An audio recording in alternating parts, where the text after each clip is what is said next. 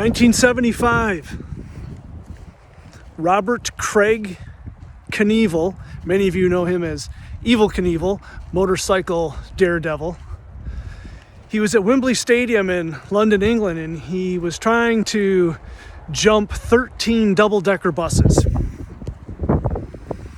was going 90 miles an hour when he left the takeoff ramp, approximately 90 miles an hour, and he landed just short, and he had a horrific crash. I remember watching it as a kid as he tumbled across the field there at Wembley Stadium. His Harley Davidson motorcycle just kept tumbling after him like it was stalking him. He was alive but unconscious. His body keeps rolling.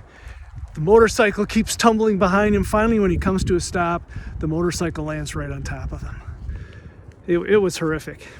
They're loading him into the ambulance when he comes to, and he tells his entourage and his mechanics that he wants to go back to the ramp and get a microphone. He wants to talk to these people.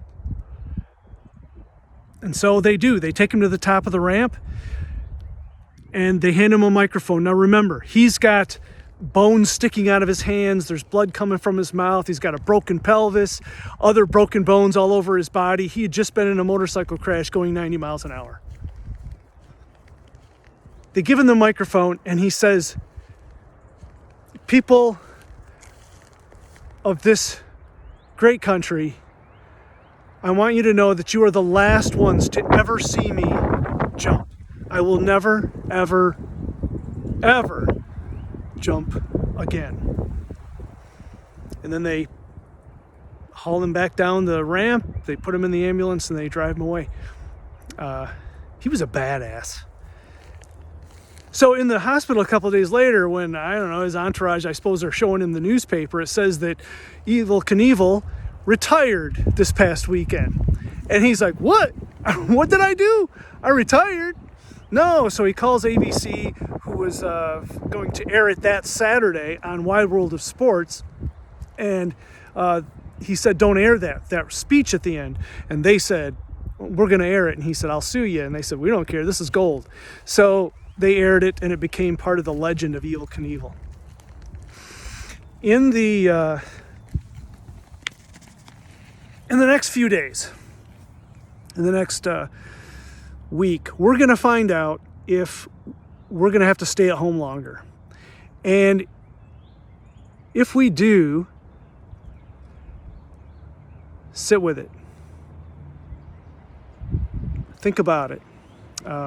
Wendy would say, sit with it. Just sit with it. Avoid the Knievel.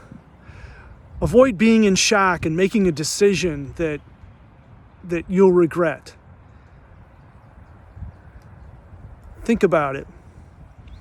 If you're angry about staying at home, or you don't feel good about it, it makes you sad, or you're going to make a decision about insurance or about your career or about income, anything, sit with it.